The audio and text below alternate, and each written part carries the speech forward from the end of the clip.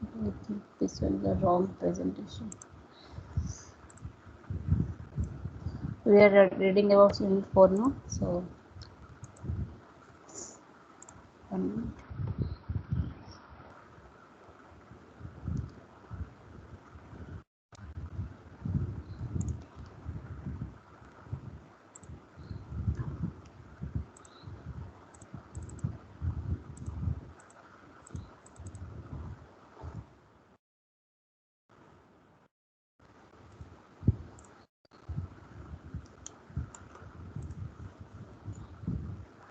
Please switch off your video, Nikhil.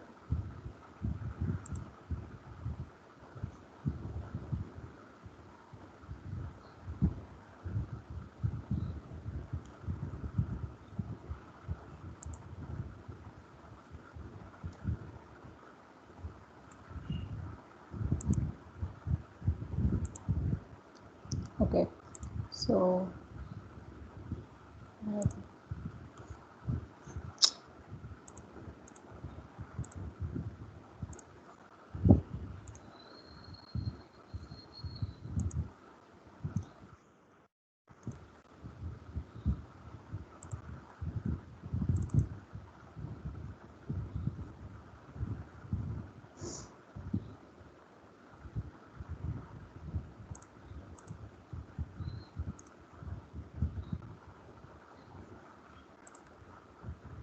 okay.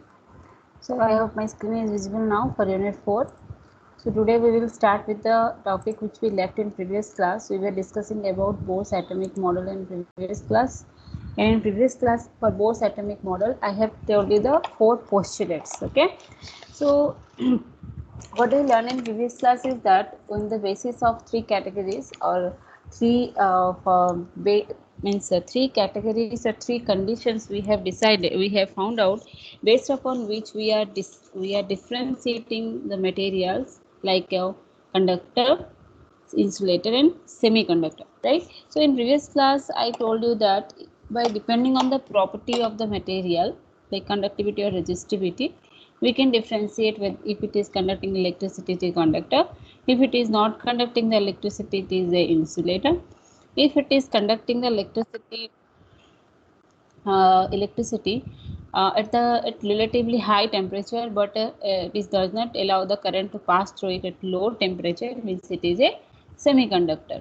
Similarly, depending upon the electron cloud, we have decided if the more number of electron is free electron is present, it is a conductor. If no electron is present, it is a insulator. If partial electron is present at if free electron is present at higher temperature only, then it is a semiconductor. We have discussed that one in previous class. Also we have discussed about now today we are going to discuss about this energy band. So what we are supposed to learn today is that we will see that how this energy band is formed in any kind of material, and then we will see how it is how this energy band theory is going to define whether it is a conductor or a insulator or a semiconductor. So to understand that, we need to know the arrangement of the atomic structure. Okay, so in previous class I have given you 4 postulates of your Bohr's atomic structure, where we learned that the center is having this positive charge ion along with this neutrons, that is neutrally charged ion. That should be not exactly ion, that is a particle. Okay, because ion means, when we are saying ion means it is an atom which is donated the electron, we can say, or received the electron, we can say that is the ion. We are not considering ion here, let us consider the particles. Okay, the nucleus are having here, the nucleus is having here a positive charge particle, along with it the neutrally charged particles, neutrons. And this positive charge particle is going to act as a sun, and around that the electrons are going to be rotating like a planets. Okay, so we know that the cells are going to have the electrons. Those electrons are going to be spinning around their own axis as well as around the atom. Okay, now if this we are considering these circles, what is represented over here, over which the electrons are going to move around the nucleus, that is called as your energy levels. These energy levels are fixed. and electrons are also possessing some energy. Depending on that, they will be it will be decided which energy level these electrons are going to be present. Okay, so when they are present in the, if any electron is gaining energy, then that electron can change the energy level from k cell to l cell, l cell to m cell, like that. There are intermediate energy levels are also there, but those intermediate energy levels are not allowed energy levels, because they cannot hold the electrons in there because of their about amount of energy they are possessing. Okay, if any electron is not gaining or not losing any energy, then they are going to be present in the same cell or same orbit, right? So we also know that as the number of the orbit is increasing, or we can say if the orbit is present far away from the neutron, so nucleus, then that will be having the highest energy.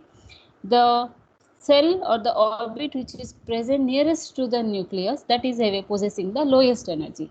Also we observe that the electron which is present at the lowest energy level is uh, is experiencing the highest attraction force by the nucleus. Okay, so if an electron is present in the k cell, the attraction force by the nucleus on k cell electron will be the highest if we will compare the attraction force by the electron on the m cell electron will be there.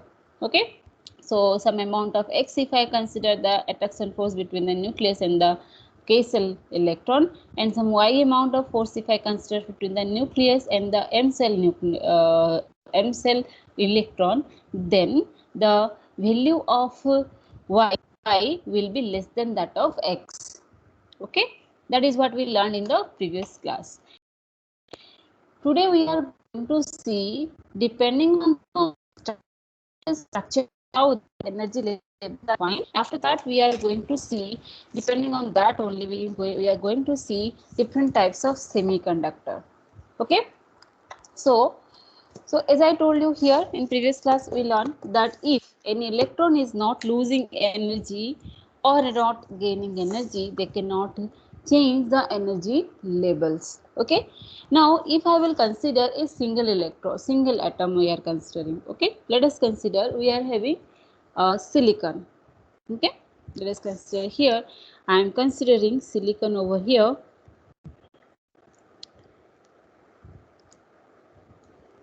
Silicon. Okay, I am considering silicon, and this silicon atomic number is 14. Okay,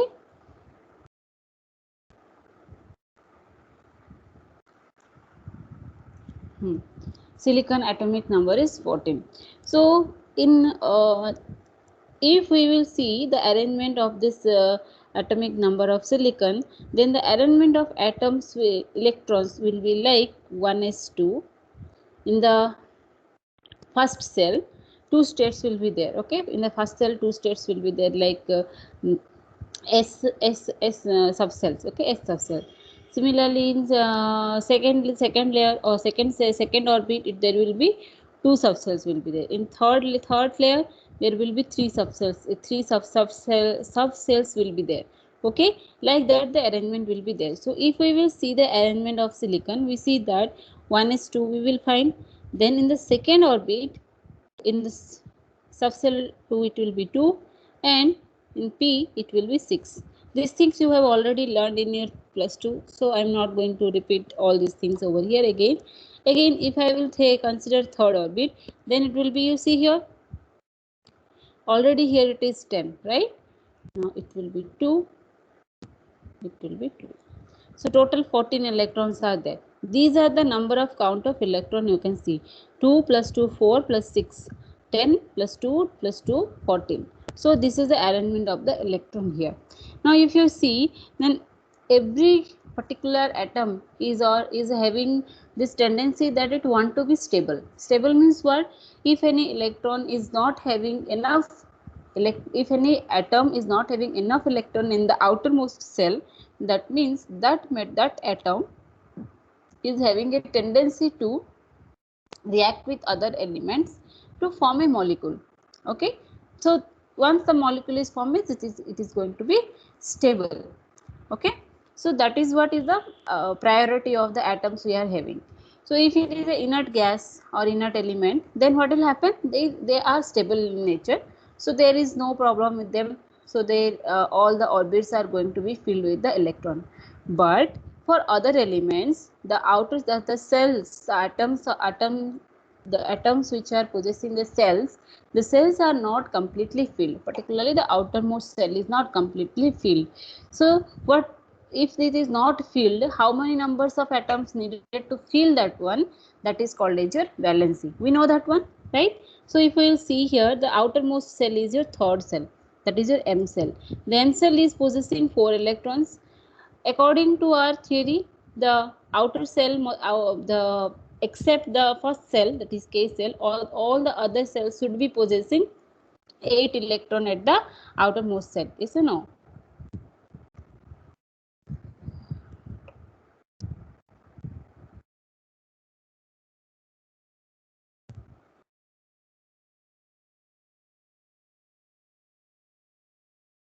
Uh, this one I didn't got a message actually.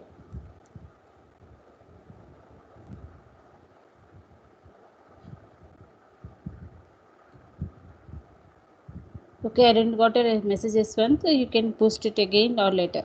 Okay, so you see here, so that is what is your valency, right? So here if I see this one, so I can see that there is 4 electrons are there in the outermost shell.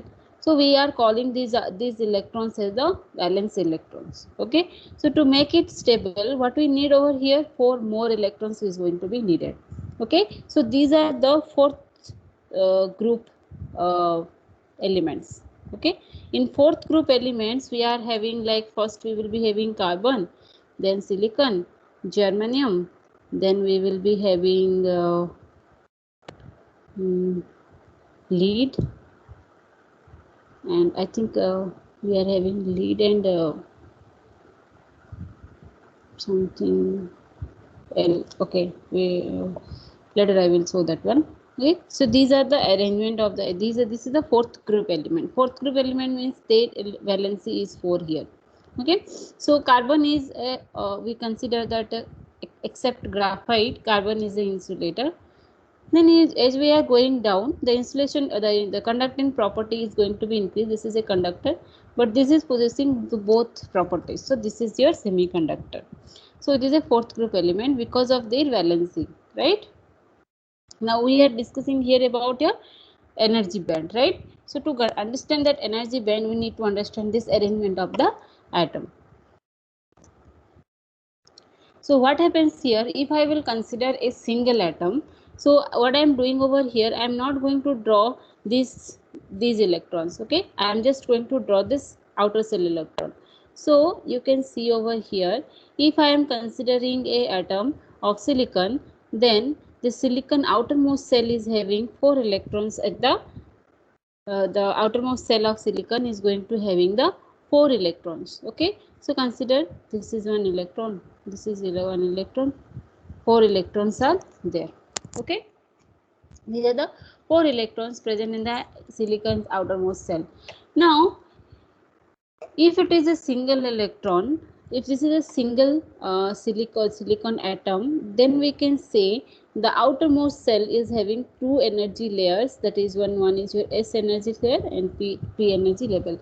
So these are the energy level. I am putting this graph against energy and the distance between the 2 neighboring atoms. So interatomic distance I can consider.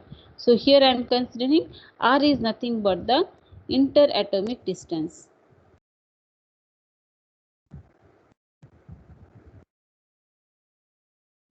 Okay, so if I will plot a graph between the energy and the interatomic distance of of the electron in an atom, then this will be the graph. Now if there is no other atom present near to the silicon atom, then there will be no change in the energy levels of the electron you see over here. But this is a single electron. A material cannot be formed by using a single electron, isn't it? If it is a solid, that means all the electrons are, all the atoms are going to be closely packed. They should be in contact with each other, isn't it? So when they are coming in contact with each other, what will happen, the outermost energy level of the atom is going to interact with the other atom. Okay, so if I want to form this atom, I want to make this atom stable, then what will happen, there will be another silicon atom will be there, whose atomic whose external force or outermost cell is going to be combining with the first silicon atom to form a covalent bond. Okay, so they will be sharing the electron. One silicon atom is going to share the electron with four other silicon atoms to make it stable. That means the outermost energy layer of both the atom are going to interact with each other. When they are going to interact with each other, no, the electron which is present in those external cell, their energy is going to be disturbed by the neighboring atom. Okay, so it is like how, like two students are sitting side by side, one is studying and another is listening music. Okay, as long as is the second person listening music with a headphone attached, there is no problem to the first student, isn't it? But as soon as that earphone or the headphone is removed from the device of the music device, this music is loud, then the first person is going to be disturbed. Same thing is going to happen over here. As long as the atoms are single, there is no other atoms are going to be interact with them, till then the energy will be having the single layer of energy, or we can say the single energy level will be there. But when we are talking about any kind of material, those material are made up of multiple numbers, a very large number of atoms will be there. All those large number of atoms are going to be in contact with each other to form the solid. They will be compactly packed. Okay, compactly packed means they will be overlapping each other, like that they will be packed in the solid. When they are packed in like that in the solid, every atom is going to be sharing the electron with the neighboring atom if it is a fourth group element.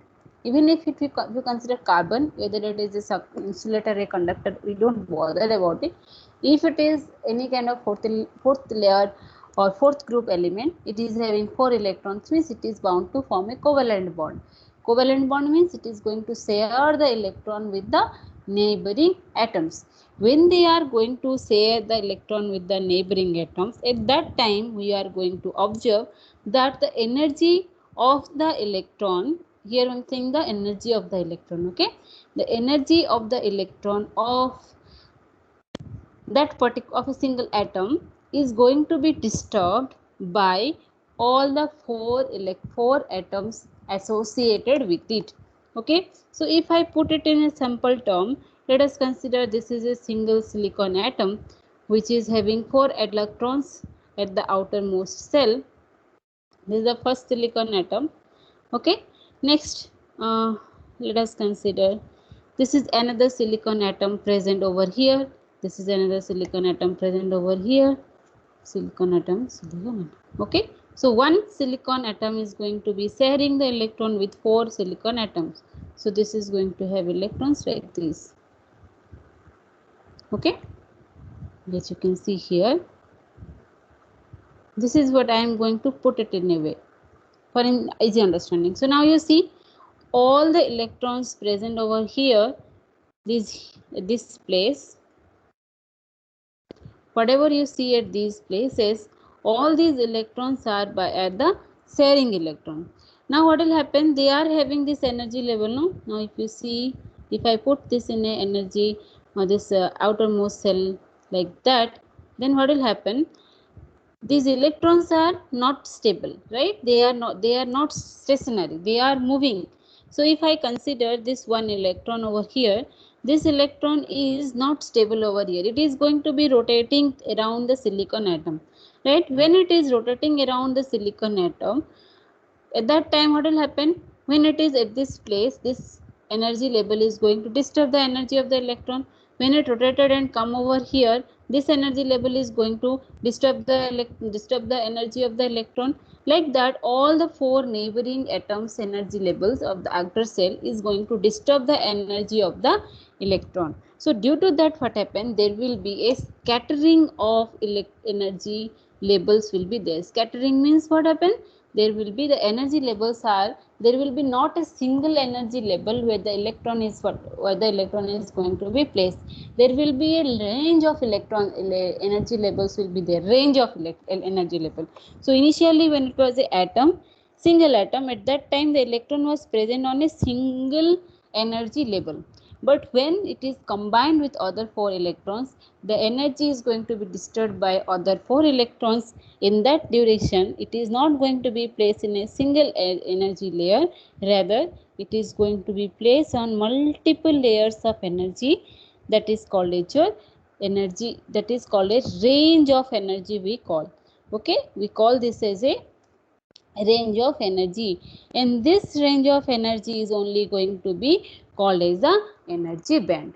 Okay, so what I told you, if it is a single atom, that means if there is no neighboring atom is there, who, or we can say if the two atoms are present at a longer interatomic distance, at that time the energy is going to be a energy level, single energy level.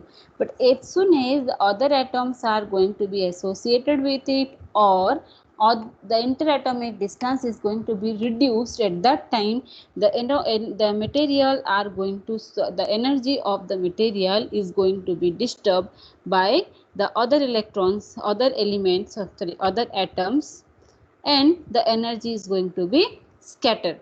Okay, so that is what is this energy band theory. So as I told you, we are supposed to be plot a graph between this interatomic distance and this interatomic distance and the energy level, right? So when initially when uh, there is no interatomic distance, or there is very less interatomic distance is there, at that time what will happen, we will see that there is uh, uh,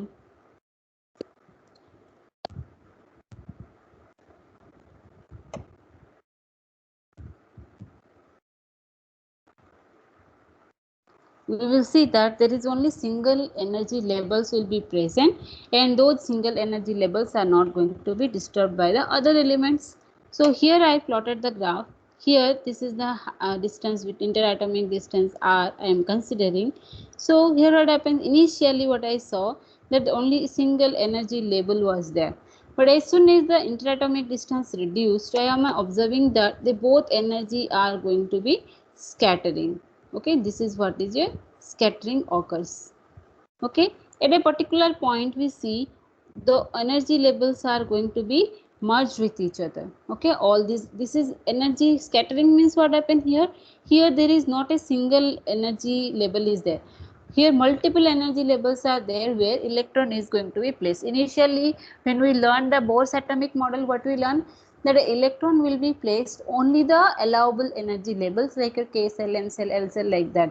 But when the interatomic distance is reduced, at that time when they are going to be disturbed by other atoms, other energy level of the atoms, then those energy levels where electron was not supposed to be placed or not supposed to be allowed, on those places the electron is going to be placed. So that's why there will be this layers of energy or range of energy levels will be there where it is going to be present. So this is what this graph will be looking like. What I drawn here is that what is drawn over there, I did it in this way. Okay, reverse way I made it.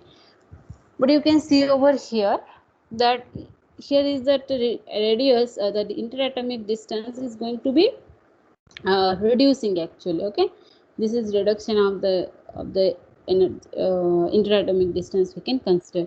So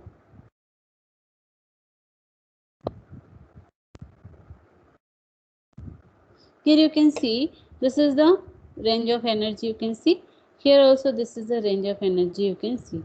Now here you see at this point, if I consider, there is all the energies are going to be placed in the same band. But after some time what I see here is that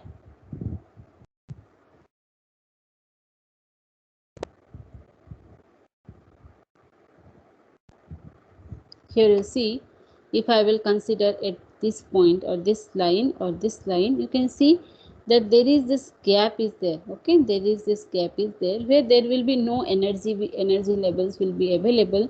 That is called as your energy gap. So whatever represented over here is there, no, that how we are representing here is like your band of energy. Like this is your valence band. Valence band is that which one?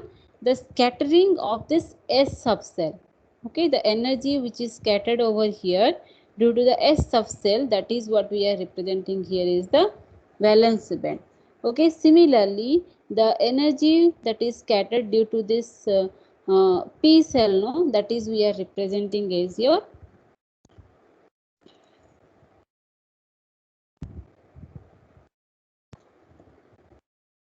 okay, this you can see. This is what we are representing over here is your conduction band. Okay, now what we observe here, this is if it is your energy level E, then this is your conduction band and this is your valence band. Now what happen now, whenever we are considering only silicon or only germanium, then what happen, we know that in S cell there are two states of electron are there and two number of electrons are there. Similarly in P cell two states of electron are there, but there are supposed to be 6 electrons, but it is having only 2 electrons over there.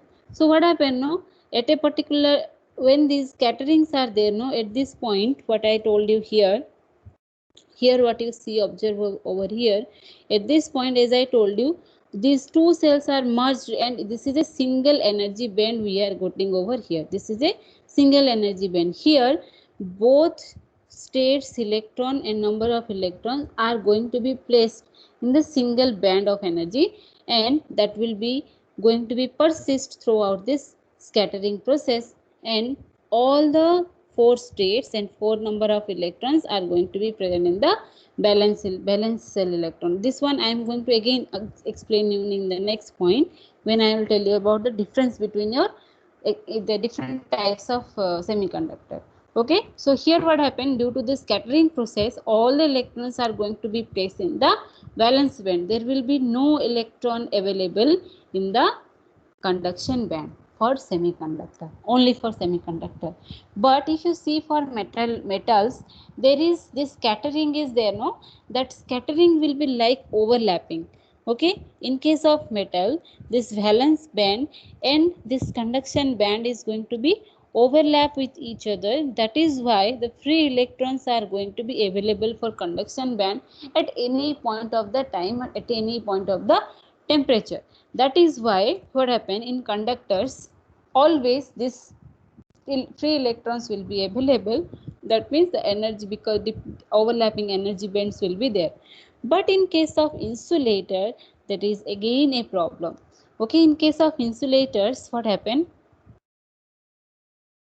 in case of insulators, this difference between this valence band and the presence of this conduction band, this gap, energy gap, this energy gap what you learned over here, that energy gap is very large. Very large means what? If this energy we are representing as electron volt. Okay, so for us, for a as I told you, for in case of conductor it is a overlapping one. Okay, for conductor there is no energy gap, but for insulator that energy gap is very large. Very large means what we are considering, this will be more than 3 electron volt. Okay, that gap of energy is going to be more than 3 electron volt. Similarly in case of your semiconductor,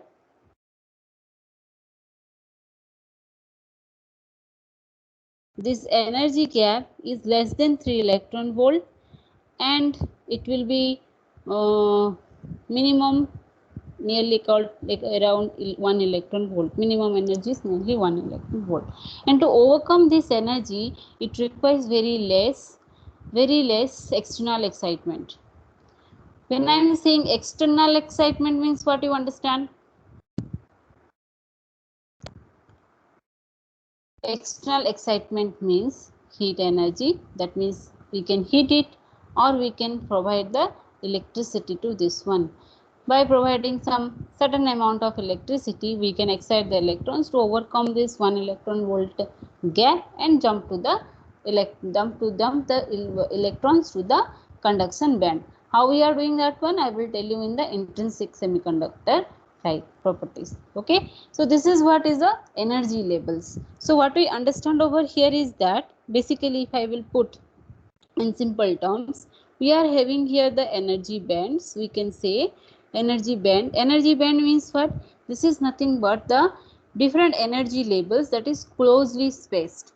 Okay, we can say closely spaced energy labels.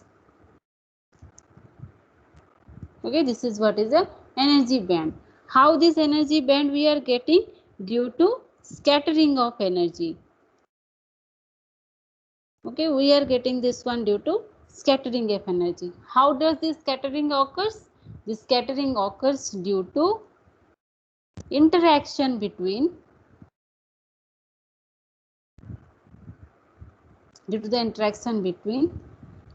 energy levels of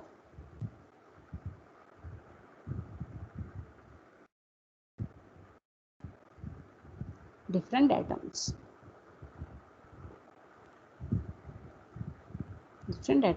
Okay, this is what is your energy band theory.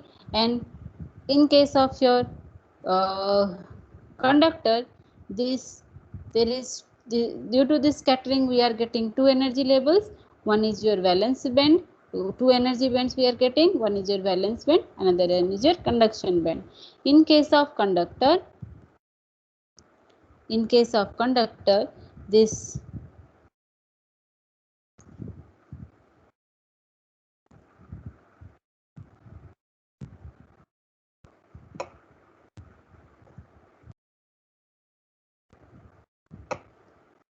valence band and this conduction band are overlapping with each other.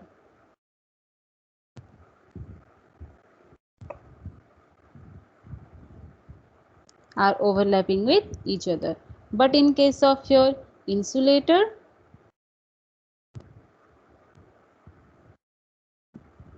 there is a very large gap between this conduction band and the valence band. Okay, this is your conduction band. Then there is this Eg is more than 3 electron volt. Okay, this is your valence band.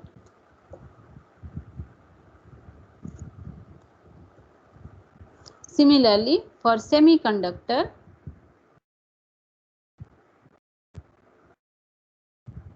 this is valence band, this is conduction band, and this is nothing but your Eg, that is less than 3 electron volt. This is what is your energy band theory. This is how we are differentiating the materials. Okay. If you have any doubt, you can put the message over here so that I will clear it out.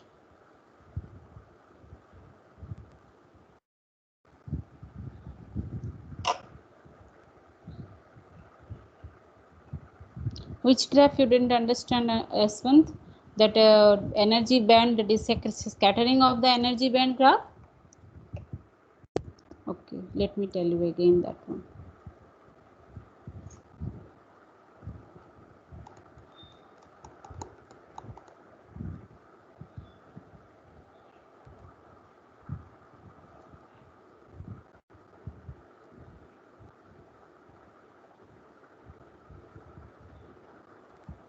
Sanjana, you can unmute yourself and ask your doubt. You raise your hand.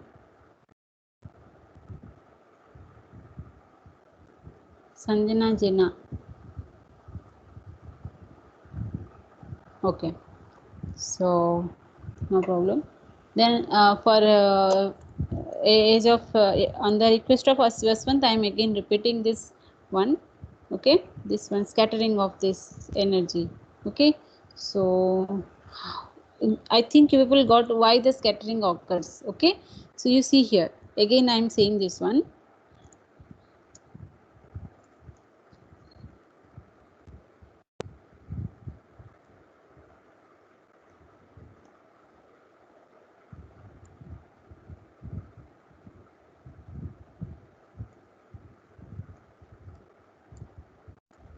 Okay, so you see here, this is I am considering silicon, right? As we know that silicon outer shell is having 4 electrons. So these are the 4 electrons of silicon. Similarly, when we are saying that two atoms are coming in contact with each other, means what happened, because when you, here is one silicon atom is there, here one silicon atom is there is no link in between them, isn't it? There is no at all, there is not at all any kind of your interaction between them because of the large interatomic distance. Now when I am reducing this interatomic distance, no, they are coming closer to each other. Okay, and we are bringing them closer to each other. Due to that, what happened, at some point of time the energy of this first electron, first atom, is going to be disturbed by the second atom. Disturbed by means they are going to interact with each other. Okay, so that is what is we are calling here the disturbance. Now when they will come closer to each other, no, at that time, or we can say, if I want to make a solid, this should be in contact with each other, they should be compactly packed. That means they are coming closer to each other, and they are going to, they are trying to get stable, so they will form a covalent bond, right? So let us consider here this atom of silicon is going to form the covalent bond with the 4 neighboring silicon atoms. Okay, 4 neighboring silicon atoms, right? This is silicon, 4 neighboring silicon atoms. They all are having other 3 electrons. Okay, they all are having other 3 electrons, which I am not going to consider over here. Okay, so now you see here what will happen over here. If they are forming this uh, bond, then what will happen, so we know that these electrons are moving around it, around the atom, isn't it? Now we don't know here, when the bond is formed, we will not be able to identify whether any of among these 2 electron which belongs to this atom, among these 2 electron which belongs to this atom, we will not going to be identify it very easily. Okay, so if we are not able to identify very easily which electron is of which atom, that means they are going to be experiencing both the energy of the energy band, because this is a particular energy band on which these electrons are present. Now this, let us consider this electron we are having. Initially when there was no atom was there, other atom was there, this electron is going to be having this energy level only. But now at this place, this electron is sharing the energy of this outermost shell of this atom, this first atom. Along with that, it is going to be experiencing the energy of this atom as well. Now when it is rotated and come to here, no, it is going to be disturbed by this atom as well. Again it is rotated and come here, means again it is going to experience the third energy. Again it is going to be rotated, means it is going to experience the fourth energy level of the fourth atom also. All these four external atoms as well as the same parent atom, all the 5 energy levels are going to be experienced by a single electron over here, and those are not a single energy level.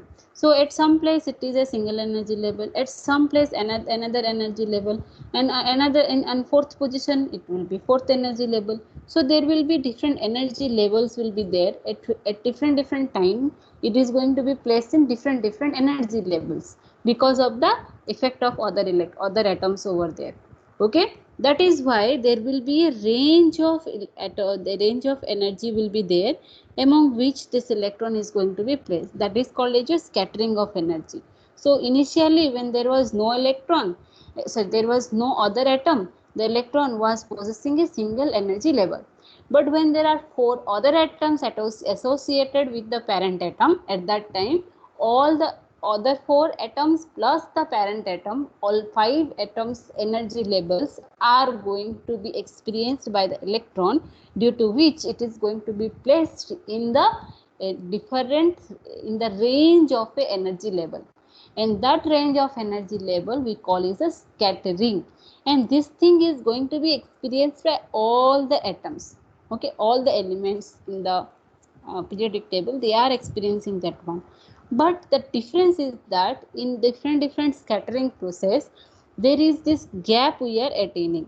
Okay, you see here, as I told you, here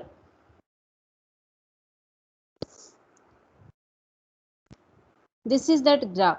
Okay, what I draw here in the previous, in this graph, in the previous graph, what I drew, no, in that one I was increasing the interatomic distance in the x-axis. But in this graph what I am showing right now, in this one, the interatomic distance is going to be, here what I did, this is the increment of the, this here the atom interatomic distance was increasing, but in this graph the interatomic distance is decreasing. Okay, so you see here, what happens is that if I am considering, so as I told you, there will be two energy levels, isn't it? I have shown you here. There are two energy levels in the external cell. Is there S level is there, P level is there.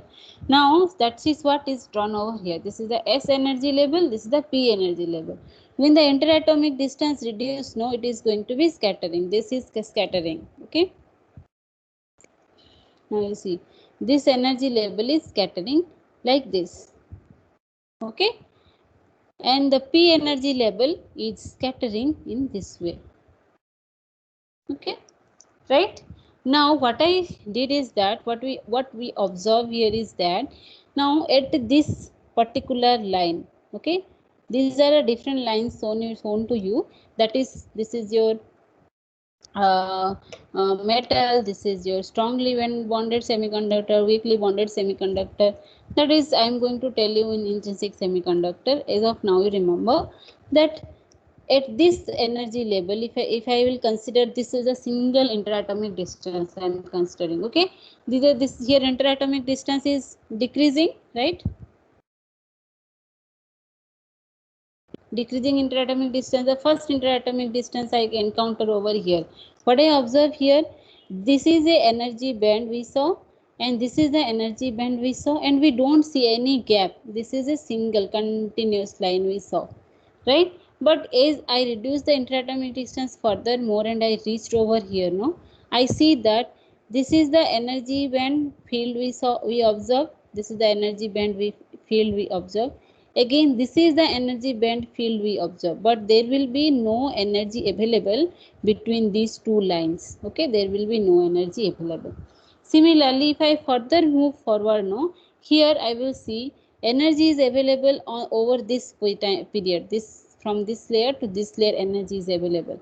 Again, from this layer to this layer, energy is available, but not from here to here. There will be no energy available here. Okay, so that is what, the where there is no energy levels are available, no, that is called as your energy gap. As I told you here there is no energy levels available. So as there is no energy level available, that is called as your energy gap. So this energy gap, if it is more, then it is insulator. If it is less, then it will be called as a semiconductor. If there is no energy gap, rather overlapping is there, that is called as a conductor. Okay. uh, what is meant by valency band? So conduction band is that band, this conduction band. Okay, this upper energy layer what we see over here, no, that is your conduction band.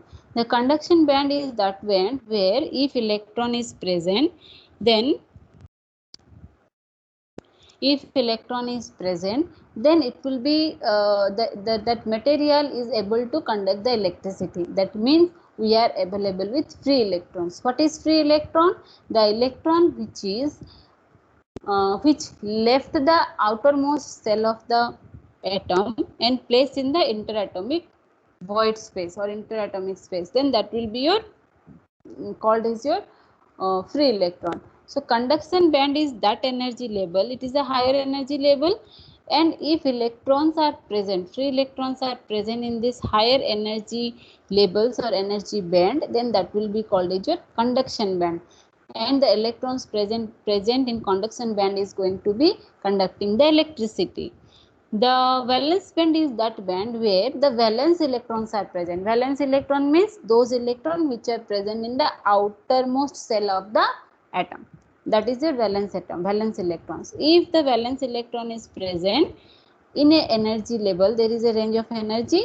In those the range of energy, if electrons are present, and that too they are present in the valence outermost cell of the atom, then that will be called as your valence band.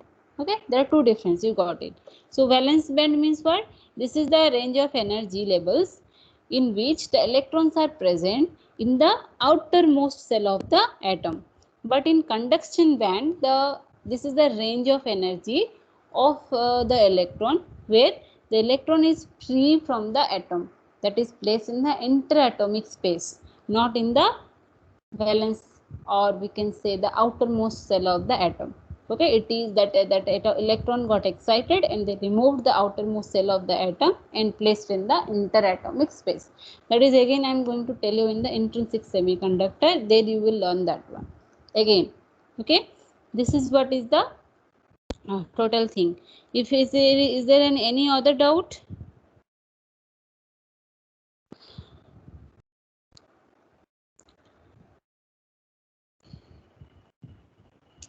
Okay, guess one, did you got the graph?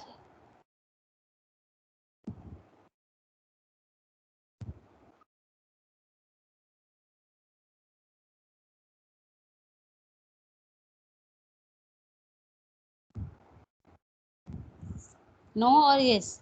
Both you are replying? Okay, you understood. So this is what is your mm, um, the band theory. Okay, so in next class we are going to see different types of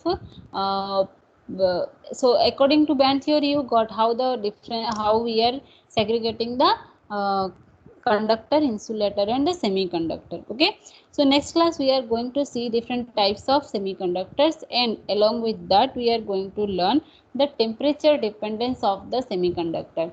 If we increase the temperature, then what is the effect on the semiconductor, we will see.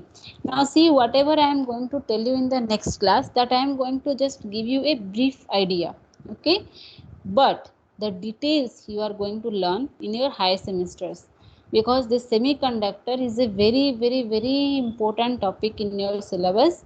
So again you are going to learn about this semiconductor in detail, semiconductor, about this energy bands, about the types of semiconductor, from the type of semiconductor, how did we do the doping, what is Fermi energy level, everything. There are so many other things are there associated with semiconductor, which is a very vast topic that you are going to learn in higher semester.